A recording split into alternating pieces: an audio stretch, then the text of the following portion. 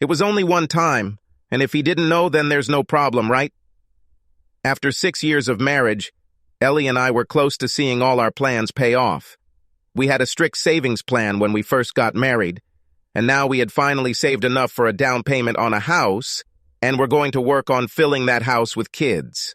I'm David Wallace, and I had my own business as a cybersecurity consultant, which allows me to work remotely since I didn't need an office for my business. If anyone asked me about my marriage to Ellie, I would tell them that we love each other deeply and are committed to each other. Then I would talk about how we share all the secrets and intimacy and enjoy an amazing sex life and unbreakable love. Given our love for each other, our financial situation, and our shared goals for our children, I would bet my life that our future was bright. There were times when we watched other couples fight and get divorced, only to realize that our love and marriage was on another level, and nothing would ever come between us.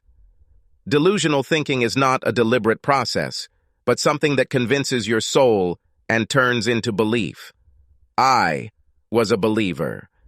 Ellie worked as a regional manager for a national technology company. Her company was growing, and a new vice president was brought in from the Manhattan office. Richard Jones was a young, opinionated graduate who was one of those men who knew more than everyone else and loved to demonstrate his power and position over his employees. That's when my belief system began to be questioned. Since he arrived 3 months ago, my wife has become cold, short-tempered, and not very pleasant in the house.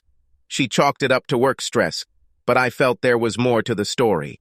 I tried my best to be a good husband, was patient, brought home flowers, tried to plan dates at her favorite places, and tried to understand her concerns.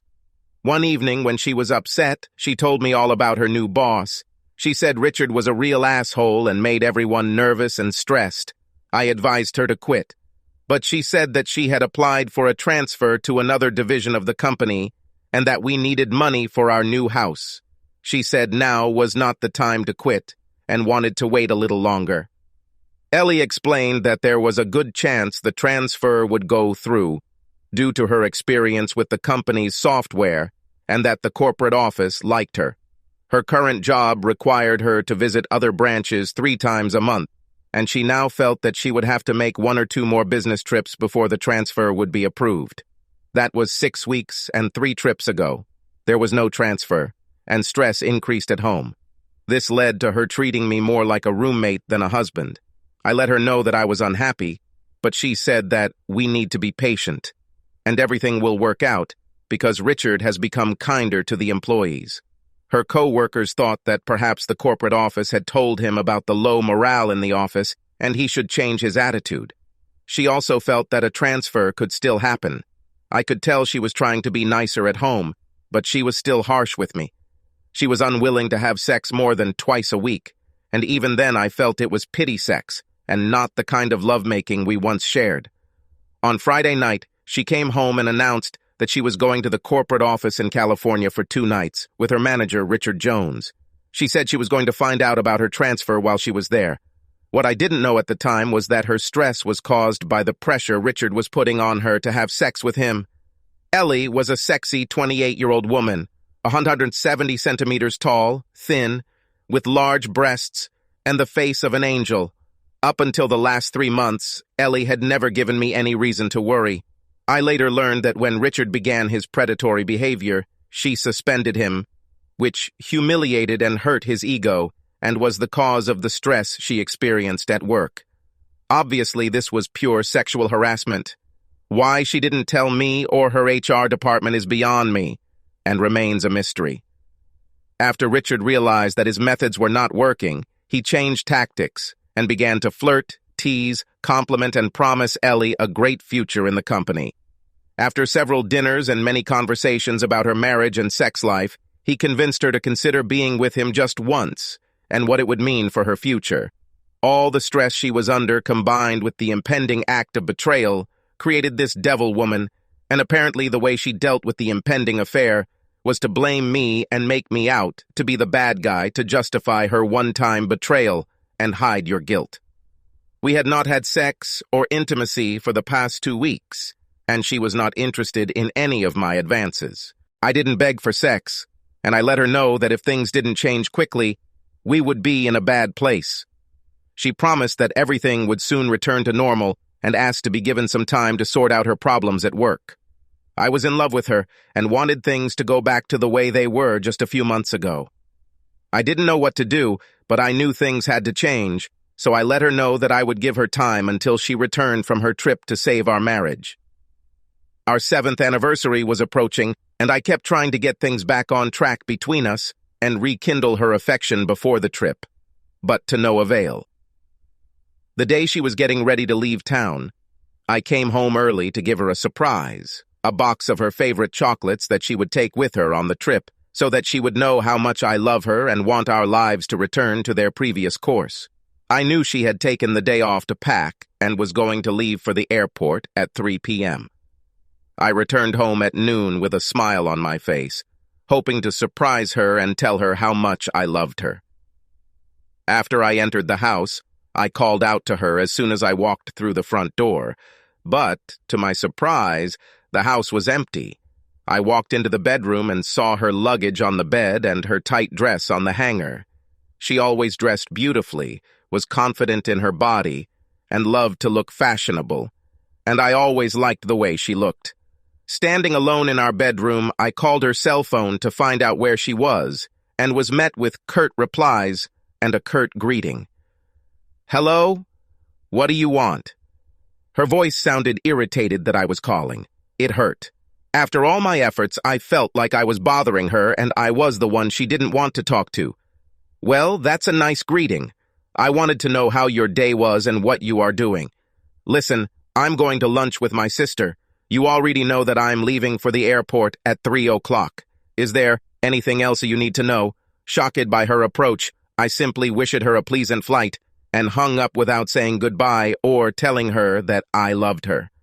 I usually ended our conversation this way, and I wondered if she even noticed. I was hurt and angry. I sat on the bed next to her folding bag, trying to figure out what the hell was going on. The way she spoke and treated me was unacceptable. My anger began to flare as I sat staring at my phone. I wasn't going to wait for her to get home, so I decided to get out of the house. As I stood up to leave, my eye was caught by a purple object in her open suitcase. I had never spied on my wife before, but for some reason I reached into her suitcase and took a plastic bag that had a purple thing in it. To my shock, I pulled out an unopened package containing a sheer purple, sexy nightgown. Also in the bag were sexy thong panties and a matching purple bra, as well as a pair of unopened nylon stockings over a purple garter belt. Remembering that she had not worn underwear for me for the past 2 years, I realized that she had specifically packed it for someone else. Suddenly, everything fell into place. I then inspected the suitcase more closely and found a box of condoms in her side pocket of the bag, still in its packaging. That's when everything fell into place. The way she treated me. No sex, cold and distant. Things have changed between us since she started going out of town with her boss 3 months ago. I realized that I was holding evidence of an affair in my hands. She packed these things for a trip to show them to another man, most likely Richard. In a split second, I knew I no longer wanted to be part of her game or her cuckold. I went down to my office, took a piece of paper and wrote a short note. Trembling with anger, I wrote, "Ellie, I hope he likes your sexy lingerie. Now it is completely clear why you have changed over the past few months. It's obvious that you don't need me anymore. Don't worry.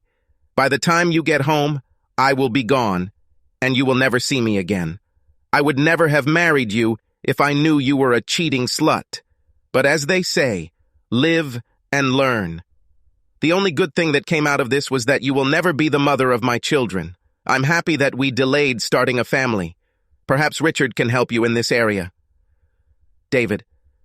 Then I took the stapler out of my desk drawer, carefully tore open the package of laundry, and stapled the paper to its expensive and delicate material.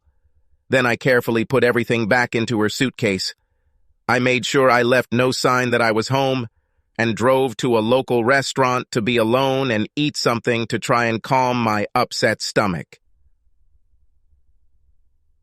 Ellie, on the day of her betrayal, I met my sister Jenny for lunch because I needed to tell someone what I was going to do.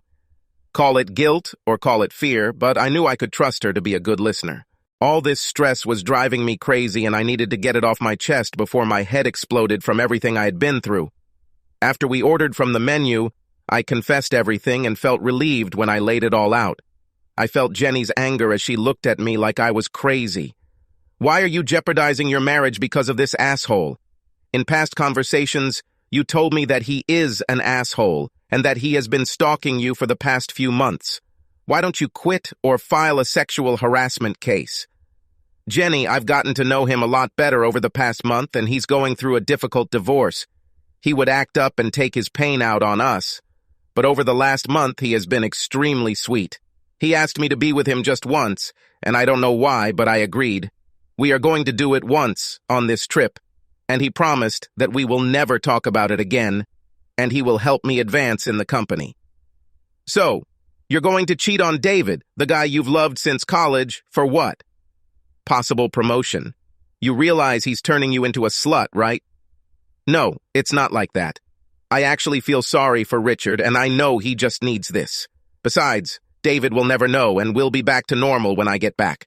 Sorry, David is calling me. Let me answer the call. Hello, what do you want? David, I'm going to lunch with my sister. You already know that I'm leaving for the airport at 3 o'clock. Is there anything else you need to know? Fine. As I put the phone back in my purse, I wondered why Jenny was looking at me with disgust. I turned to her and asked in an angry voice, What? Ellie, did you just talk to your husband like that? That was the rudest thing I've ever seen you do. What's going on with you? What are you talking about, Jenny? Do you even realize how you just talked to David? Are you crazy? Jenny, what are you talking about? I just answered quickly, that's all. You answered the phone call and asked, What do you want? Do you know what my husband would do if I talked to him like that? And the way you ended the conversation, is there anything else you need to know? No, goodbye. No, I love you. No, I'll miss you. How do you think he feels after being talked to like that? Jenny, what's happening to you? I'm concerned about your judgment and the way you behaved. Oh, God, I didn't realize I was talking to him like that. I really said that, didn't I? What was I thinking? Ellie, I think this affair you're about to start has affected your mind and is jeopardizing your marriage. You told me that you were tired of David complaining that there were problems in your marriage and that you were ignoring him. Look, it sounds to me like you're sabotaging your marriage and treating your husband like crap to compensate for the guilt you must be feeling. My God, you're right. I was a bitch taking my problems out on poor David. I have to call him back and apologize. Do you want privacy? No, stay here. I'm calling on the phone. Damn it, he doesn't answer. Maybe he's busy. He always answers my calls. I'm calling again. I hope he answers. He does not answer? Ellie, send him a message. Damn it, he got angry, and now I don't blame him. And I have to leave in less than 2 hours. Well, sis, you better apologize and pull yourself together. I don't think what you have planned with Richard is a good idea, and you need to stop this nonsense before you ruin everything. You guys had such a great time together, and you are going to start a family. Think about it, Ellie. I know you're right, but I'm not sure I can stop it now. It's just one time, and my family life and work life will get better again. Richard has had so many problems with his divorce and is really depressed.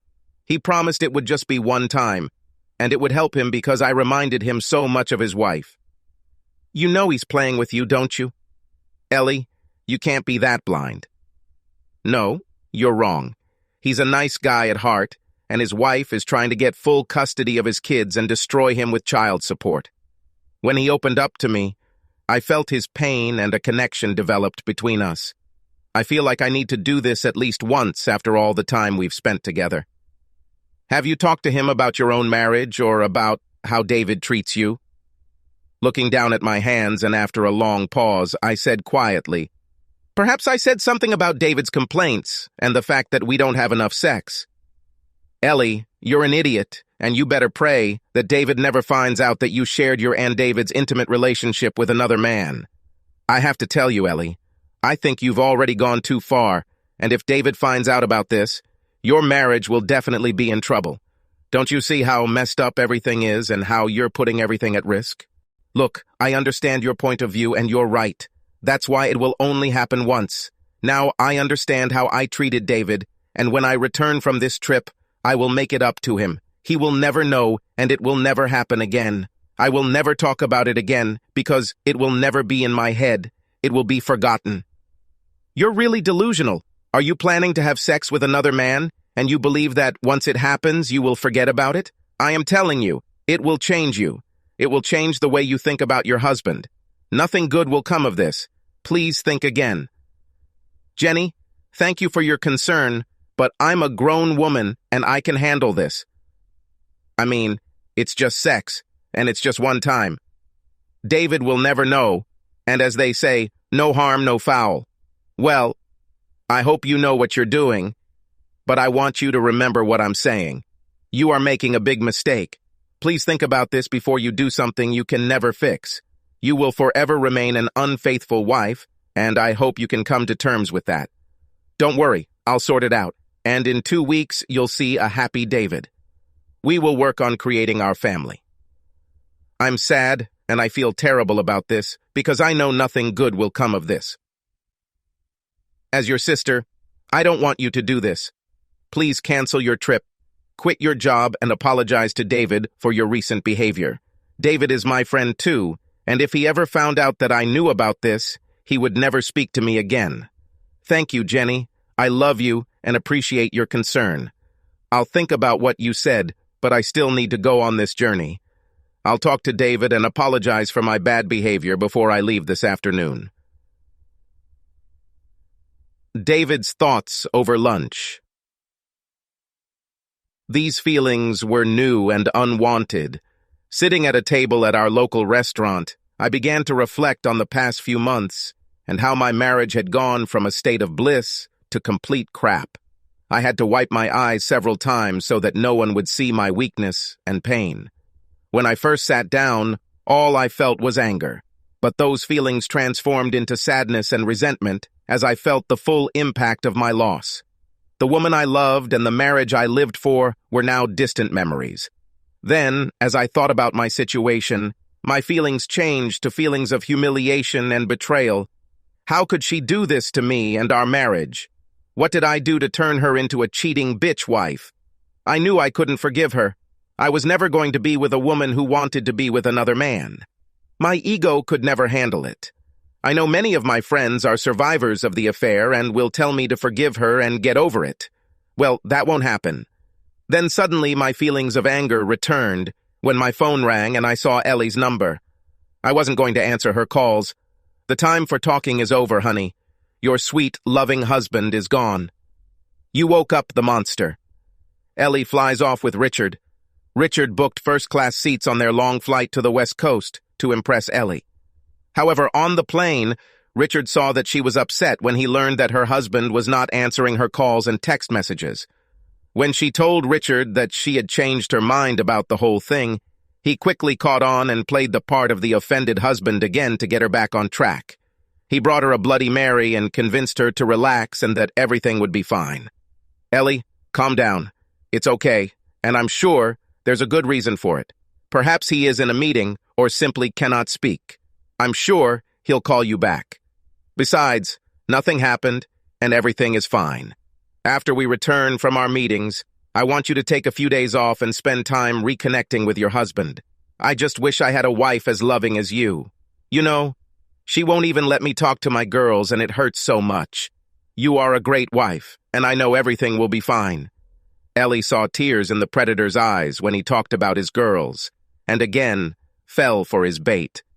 After the second helping, she forgot about her problems and took his hand, trying to comfort the suffering man.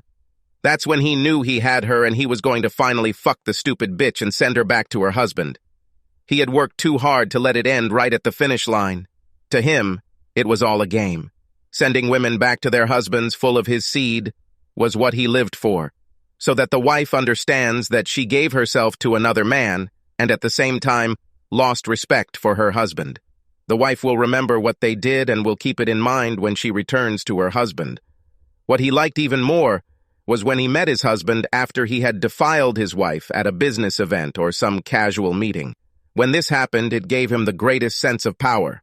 It was a drug, and he became addicted to these feelings that made him feel responsible and accomplished. This also made him a dangerous man around these poor, stupid, and gullible women.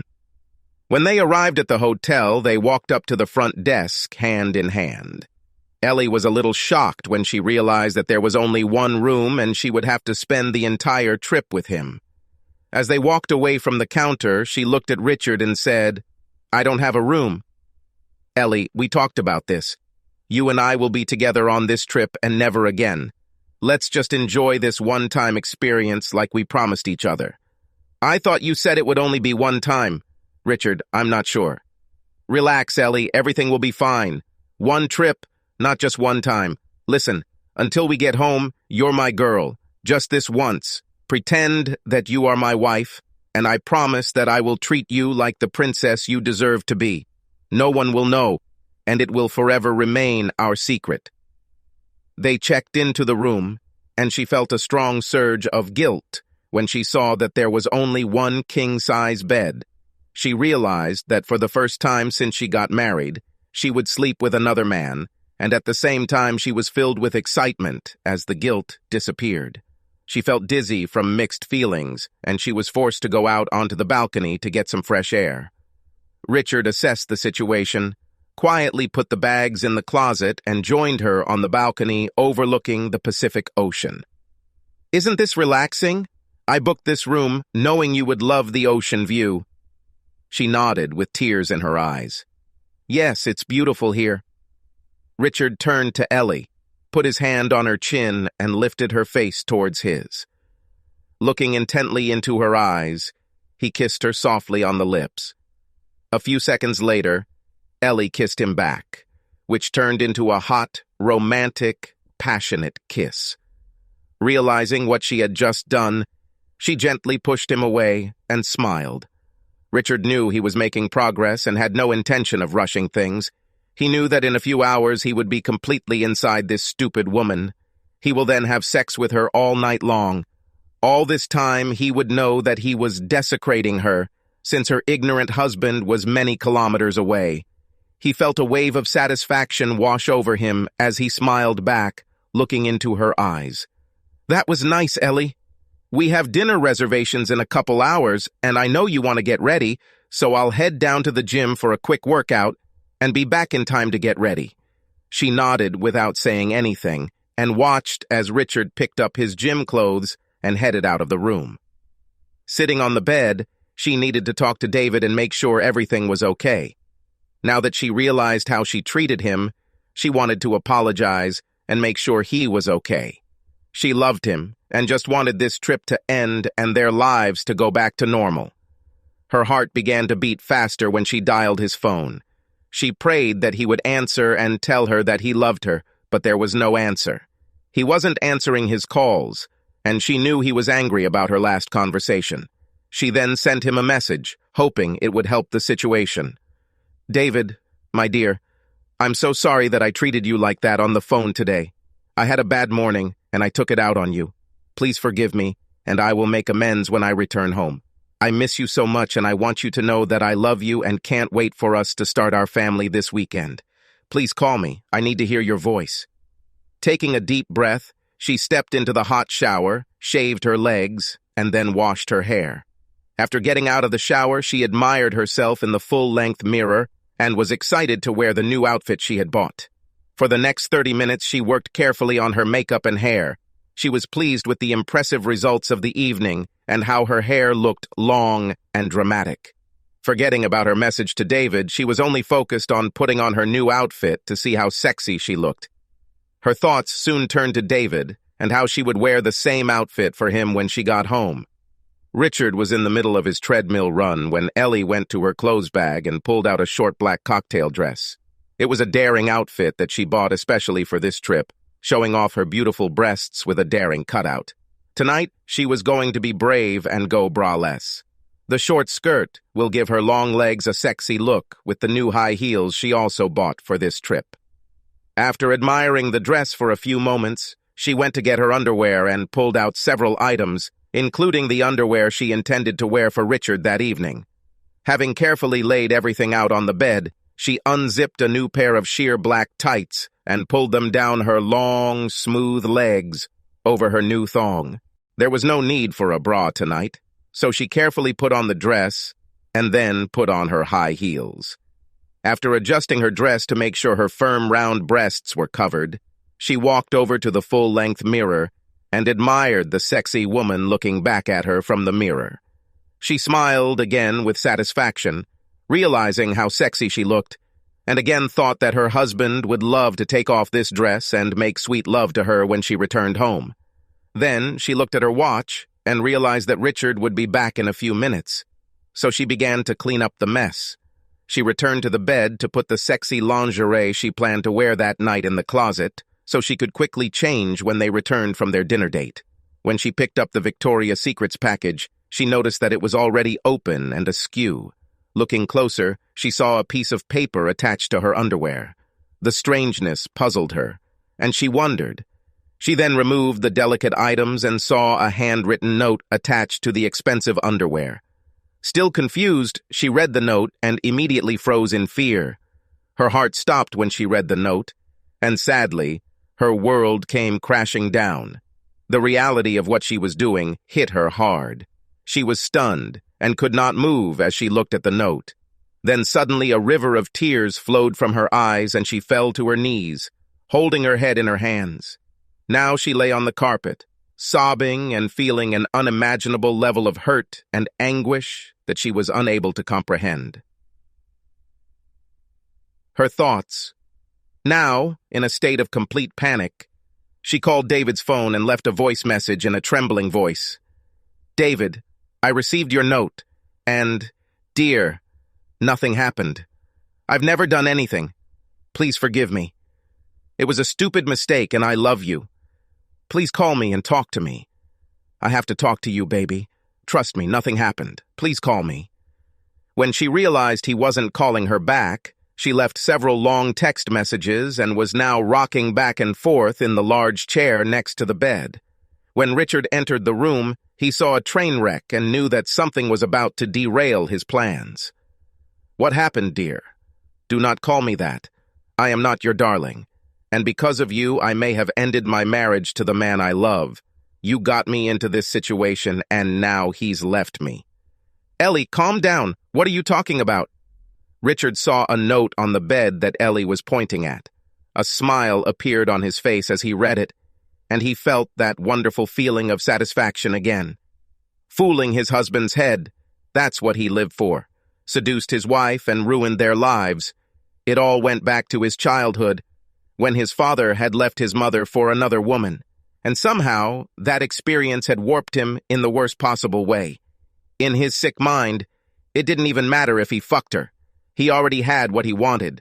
Taking her now would just be a bonus. So, he would let her cry and then convince her that since her husband already thinks she had sex with him, they might as well do it and enjoy it. He knew it wouldn't be an easy sell, but it was his gift. At least that's what he convinced himself, and his past experiences with cheating wives gave him confidence in his skills. But Ellie didn't want to play this game anymore. She took off her heels and dress in front of Richard, completely ignoring his presence. He was sure that she was about to pounce on him and get what she wanted. Appearing naked right in front of him, he tensed in anticipation when he saw her amazing body. He stood up and took off his pants, waiting for Ellie to come and enjoy his manhood. When Ellie saw what he did, she just laughed. "You're fucking crazy if you think I'll ever touch you again. I have to go home to my husband and fix this mess you made." Richard became angry when he realized that he would not get what he expected, and spoke in a tone that she had never heard. "Is it my fault?" "You stupid bitch. You're the one who agreed to this. You left your husband and agreed to have sex with me. I never forced you, and you made this choice yourself. Look at the outfit you just wore for our special night. It almost said, 'Please take me.' Admit it, if you really loved your husband, you would never agree to become my slut for the weekend. You bastard! How dare you talk to me like that? You're just an obnoxious brat, and I don't want anything to do with you. You ruined my happy marriage, and I have no idea how to get David to forgive me and take me back. Hell, if the situation had been reversed, I would have divorced him and made his life a living hell. I hate you and what you did. An enraged Richard blurted out, "Of course it's all my fault. That kiss you gave me an hour ago speaks the truth. You loved it and knew you wanted more. You wanted me to fuck you hard and turn your world upside down. You know it." Ellie looked shocked by his outburst as he continued, "Just admit it and stop accusing me of wanting to cheat on the man you say you love. You will never convince me that you loved him and so easily agreed to cheat on him. You're just like all the other sluts. You want to have some fun on the side. The main thing is not to get caught. Once you are caught, you blame the man who seduced you. Well, princess, you would never have allowed me to seduce you, take you on a cross-country trip, and agree to have a night of sex with me if you truly loved your husband. You didn't even mind staying in the same room and sleeping with me. Yes, you must really love your husband. I can't imagine what you would do if you didn't love the poor guy. Trust me, he'll be lucky if he finds out now that you're an unfaithful wife and can't be trusted before you start having kids." His words broke her soul. She knew that he was right and that she had made the choice. She blamed him for everything, but knew that she could say no at any moment. Even her sister warned her, but she decided to leave her husband and be with Richard. At that moment, she wasn't sure what hurt more, the fact that she realized Richard was right about her, or how much she had hurt her husband. Filled with remorse and guilt, she quickly gathered her things and went down to the lobby to see if the concierge could help her, to spare her the trouble of blushing at home.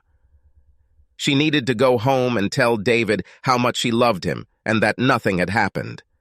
After talking on the phone for 20 minutes, it turned out that there were no empty seats on any of the return flights that evening. She was stuck in San Diego until the morning when she could catch a flight home, arriving around 6 p.m. It was too late, but with no options, she asked them to make a change. Then she realized that she did not have a hotel room and needed somewhere to spend the night. The concierge, seeing how upset she was, tried to help her. She told her that she had found a room, and if she gave her a credit card, the room key would be ready in a few minutes. After she gave her the credit card, she sat alone and thought about the last 3 months that David had described in her note. She realized that she had actually become a distant wife and was treating David horribly out of guilt, taking out her frustration and stress on the man she loved. When she saw the concierge's face, she became worried. "Sorry, Mrs. Wallace, your card has been canceled. Do you have another card?" "Canceled? My God, this can't be true. Here, try this one." She realized that David had canceled their joint cards when the other 2 cards didn't work. She panicked and tried to figure out what to do. There was no way she was going back to Richard's room. She would rather just stay up all night and wait until morning. With no other choice, she swallowed her pride and called her sister. "Hello? Hi, Jenny. Sorry to bother you. Is everything okay, little sister?" "What's happened?" Ellie burst into tears immediately after Jenny answered the phone. "I should have listened to you, but I didn't. David found out about my trip and put a note in my bag saying that he had abandoned me. I'm stuck here and trying to get home. I'm not going to say that I told you this. That would be impolite. How can I help? Well, David doesn't answer my calls or text messages, so he can't help me. I think he canceled our credit cards, and I can't get a room. Could you give them your credit card to pay for the hotel room, and I'll pay you when I get back?" "Damn, Ellie, you're supposed to be a smart sister, but you definitely haven't been very bright lately." "Of course I will help you," she called her sister back an hour later. "Jenny, thank you for helping your idiot sister. I was able to rent a room for the night. I will return home on the morning flight. Do you think he will forgive me?" "I'm not sure, sister. Have you heard anything from him?" "No, but I left him several messages and told him that nothing happened." "Well, good luck. The fact that he knew what you were going to do and you went on the trip is not a good sign. Keep trying to contact him and beg him to forgive you if you want him to come back." David's nightmare. I didn't know if she had sex with Richard or not, but she was clearly going to do it, and that was enough for me. She said she loved me, but she left with another guy, planning to get him into bed. I had no intention of starting a family with such a woman or staying married to her. I turned off my phone, moved out of my apartment the next day, and drove to Austin, Texas, where I had several job openings. On Facebook, I changed my status to single and posted a photo of a cheating couple I created using artificial intelligence, using online photos of them walking together and holding hands, and wrote, "Ellie's new love, Richard Jones." She left me and I filed for divorce and considered our marriage to be over. When I checked an hour later, there were dozens of comments from friends who were shocked by my revelation. Several women shared their sadness over my loss and encouraged me to call them if I wanted to talk to someone. It's funny, but for the first time in months I felt wanted, and I realized that my life was not over because of my cheating spouse.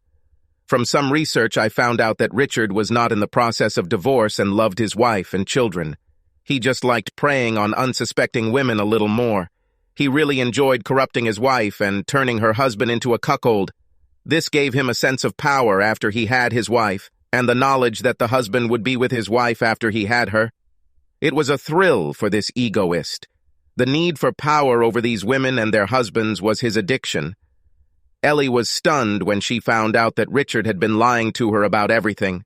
She made sure his wife found out about their affair and how he harassed all the women at work.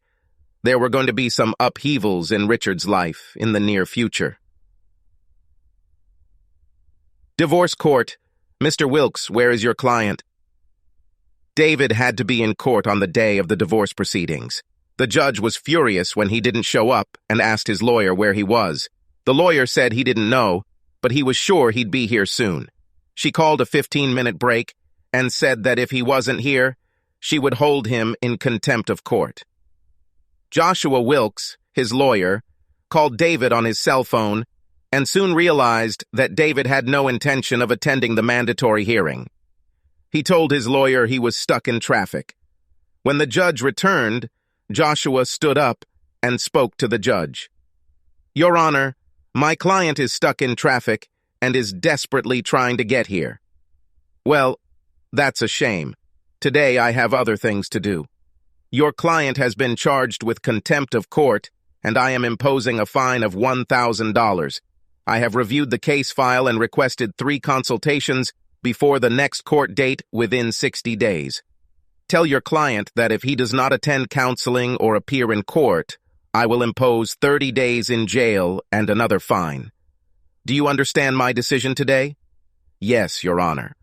Joshua reprimanded his client and told him he had better follow the judge's orders. After waiving mandatory counseling, he agreed and said he would do it if it would allow the divorce to be finalized. Consulting. It was the first time she had seen David since she made the stupid decision to be with Richard. She ran up to him with outstretched arms, but he pushed her away and ignored her. After she pulled herself together from the resulting crying fit, the counselor started over.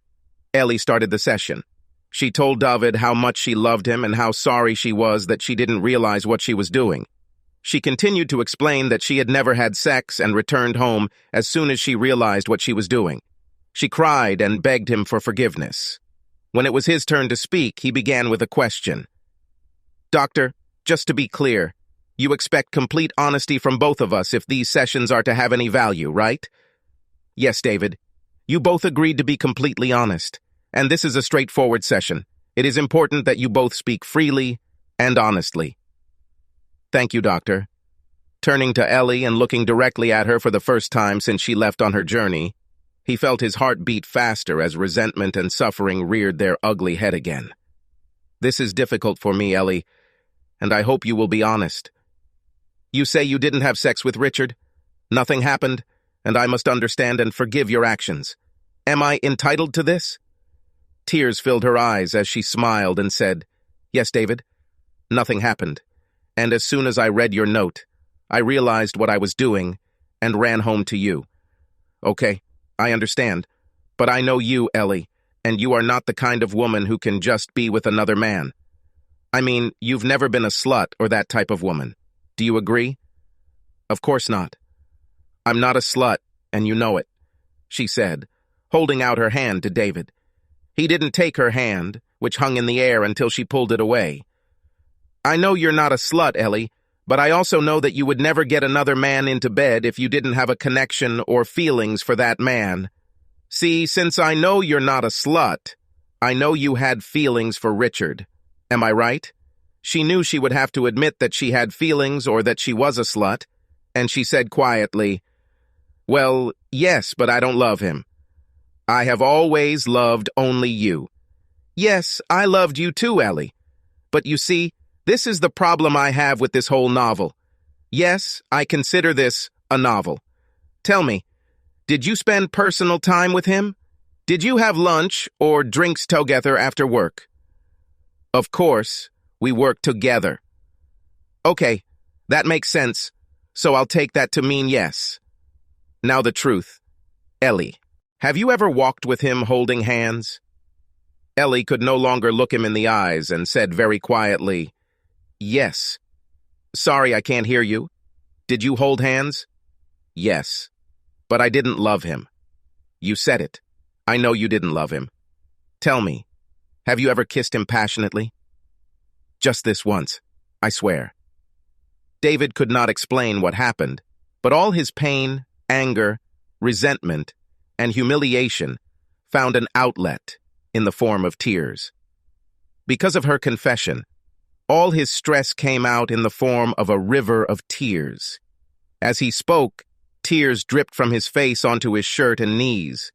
David was a big, strong guy who never cried, and when Ellie saw the tears, it had an impact she didn't expect. As the tears began to flow, David looked straight into her eyes and calmly asked another question. "Ellie, last question. If I hadn't sent that note along with the lingerie you planned to wear for your lover, would you have slept with him that night?" She didn't want to answer and sat nervously, watching his tears continue to fall. After a moment, the doctor spoke. "Ellie, it's important to find out everything now. You are in a safe place and should not hold back. Please answer David's question." "David, I love you, and I would never intentionally hurt you, but if you hadn't stopped me with that note, I would have made the worst mistake of my life and slept with him. But you saved me, and for that, I am eternally grateful. Baby, we need to stay together." Turning to the doctor, in tears, David said, "Doctor, this is why I can't stay married. You see, she had serious intentions of sleeping with him. The actual act does not matter. Intention is all that matters in my mind. If she did it once, I know she would do it again under the right circumstances, and I won't live with it hanging over my head. For the rest of our years together, I would remember her intention to be with someone she wanted more than our marriage. I always wondered if she still wanted it, or if she was planning another session. No, she ended it when she got on the plane, knowing all along what she was going to do. Over the next 3 weeks, David attended the necessary sessions, and 3 months later, the divorce was finalized, but not without constant calls and requests to stop the divorce and give her another chance. The calls from her father, sister, and their friends were the same. They all told him he was a fool because she didn't have sex with Richard. David tried to explain how he felt, but according to everyone, he should forgive her mistake and reconcile their marriage. She loved him. He was being childish, and he should have been a man and stepped forward and taken her back. After he got tired of hearing his little ego get in the way of their reconciliation, he essentially told each of them to go to hell and ask them never to speak to him again. After that, he took several contract jobs around the country, left town, and never looked back. Ellie kept calling and begging him for forgiveness, and he eventually had to block her number. He thought she finally got the message. She was still young and would find another man, but he hoped she had learned her lesson and would remain faithful in her next relationship. David's revenge on Richard. Almost a year has passed since that terrible day, but I have never forgotten about little Richard. Now I was working all over the country, with no connection to home. It was then that I put my revenge plan into action. Before I left, I set up a dial-up connection to my home internet, which gave me access to Ellie's computer. She had a habit of coming home from work, logging into her company's VPN, and submitting her reports. Of course, when she finished, she simply closed the lid, thinking the system was off. Before leaving town, I took advantage of the lack of proper security on her laptop and simply remotely accessed her system, which was still connected to the company internal network via VPN. You have to love lazy support staff who care more about making their jobs easier than they are about security. I make a lot of honest money this way, so I really shouldn't complain. But I digress. I then opened her email and sent Richard an email with the rootkit embedded in the link, which he was sure to open. The letter he saw was supposed to come from Ellie, which said, "Richard, look at this and let me know what I look like." Unable to resist such a letter from Ellie, he clicked on the link. The link activated the malware and was quickly placed on every server Richard could touch and waited for my instructions, while all he saw was an error message. As expected, the predator clicked on the link and gave me access to the company's inner sanctum. I then erased all evidence that the email came from Ellie and the remote access logs on her laptop. And when they checked, they found no email, no link, no record of any incident. With any luck, their IT staff will simply ignore the report and move on to other, more pressing issues. I waited a week before starting my activity. Using a VPN and several remote servers in 8 different countries, I installed several programs on the main server of Richard's company to help me complete my work. Within hours, I had access to their most valuable files and downloaded company financial reports, HR salaries, engineering designs, and designs that were about to be submitted for patent approval. These patents would cost the company millions. Then I wanted to have some fun with Richard, and through his work computer, I signed him up to several adult sites, including 2 that were on the deep web and the dark web. After gaining access to his life through his computer, I used his credit card and banking information. It was easy to register him and use his company's computer without his knowledge. I set up a program to move any messages from these sites into a hidden file that I created on his computer that only I could access. In this secret hidden file, I downloaded dozens of child porn images and videos, company charts, and secret engineering documents, and began my Burn Richard campaign. Over the next month, using his company email account, I sent several documents to their top competitors from his company email account, asking when payments would be released to his account. Then I did a basic deletion of sent emails. Richard was hired for his financial experience rather than his technical skills, so like most new recruits, he thought that once the emails and files were deleted, all trace would be gone. But with any type of investigation, evidence will be easy to find. Then, from his computer, I began sending child pornography to CTs that I knew were being monitored by the FBI. Within a week, I sent over 100 images that would definitely attract the attention of the FBI. At the same time, I paid one of my employees to plant a USB drive containing dozens of images of child porn at Richard's apartment. It took them less than 2 days to find a way to get inside and install the device. This was all part of my plan. Of course, I was careful throughout the process, using a VPN and multiple remote servers, as well as my cybersecurity expertise, to erase any possible connections to myself. 10 days later, a team of 6 FBI agents entered Richard's office while he was in a meeting with the company's president. Agents entered, waving guns and shouting, "FBI, no one move," as they swarmed the office. The scene was surreal, and the entire office staff stood frozen in fear as they watched the scene unfold, remaining frozen in place and speechless.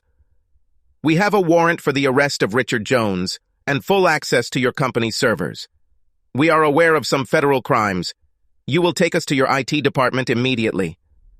The president gave Richard a contemptuous look, turned and led the 2 FBI agents to their IT department. Despite the president's irritated objections, the FBI seized the company's servers and all their data, resulting in the company being completely shut down. When this became known, their competitors quickly got involved and started calling their clients. Richard, single-handedly, with my help, brought the company to its knees with his misdeeds, for which he was fired and sued by the company. Richard's federal case received widespread publicity. The company he worked for was in trouble and might not survive Richard's turmoil. The scandal destroyed the company's reputation and made Richard a national disgrace. He was found guilty of 200 counts of possession, of child porn, wire fraud, corporate espionage, federal theft, and extortion.